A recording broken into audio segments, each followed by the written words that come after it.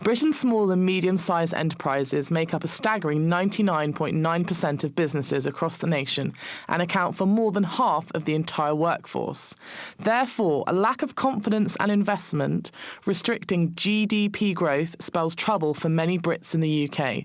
Joining me in the studio to discuss the next steps for British SMEs as they face Brexit head-on, along with the new SME Health Check Index, is Graham Sands, Head of Business Banking at CYBG, and Pablo Shah, economist at the CEBR. Welcome to you both. Hello. Hello.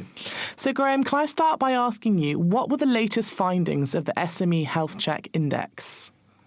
Yes, what we saw in the latest SME Health Check Index was that the index actually went up by 4.9 points to a score of 54.9. That's the highest level we've seen in 6 quarters. Putting that into a bit of context, though, all the levels we've seen since about 2016 have been materially lower than they were in the years before that and since we started the index in 2014. So drivers of the improved Health Check Index score were an increase in business lending and an increase in employment, but that was offset by reductions in GDP and business confidence. So, Pablo, what do you believe are the main outcomes of evaporating confidence and restricted GDP growth for the nation's small to medium-sized businesses?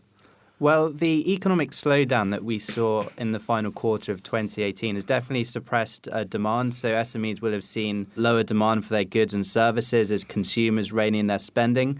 A lot of this is also due to a lack of confidence. So we've seen a lot of small businesses postpone their investment plans given the uncertainty surrounding Brexit. So in the weeks building up to it, we're seeing a lot of kind of postponement of plans, which is obviously holding back their ability to expand their capacity and invest in improving their productivity. We are hopeful, however, that upon finding clarity about the future arrangements, SMEs may bring forward a lot of the investments that had been delayed. And are there any other impacts that Brexit uncertainty is having on both the index and the wider SME markets, aside from confidence? I would say that lack of investment is definitely stoking a future productivity problem in UK's SME base. Indeed, I think most economists would agree that there is already a bit of a productivity issue in the UK economy. So while business lending is up in the most recent quarter, admittedly from pretty low levels, what we're really seeing is that a lot of that appears to be for either asset purchases or for restocking. Our own lending levels have been very healthy for the last 3 years, but we haven't always been approached by businesses to provide them with money for investment purposes.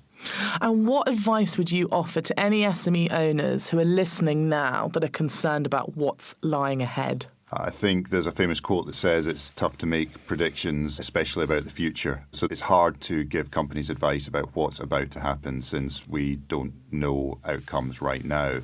But most businesses are probably beginning to form a view as to how various forms of Brexit will impact them directly.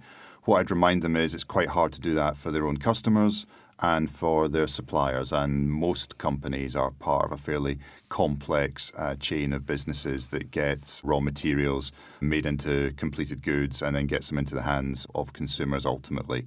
So I would encourage businesses that do experience some sort of cash flow problems to genuinely go and approach your bank. The entire banking industry understands that you don't understand what's going to happen, and we don't blame anyone for that. And our bank and the other major banks in the UK are absolutely keen to hear from customers if they're experiencing any Brexit-related difficulties and stand ready to assist them in whatever way we can. And finally, where can people go for more information about the SME Health Check Index? If people would like more information about the SME Health Check Index, they should go to either cbonline.co.uk or ybonline.co.uk. Thank you both so much for joining us today. Thank you.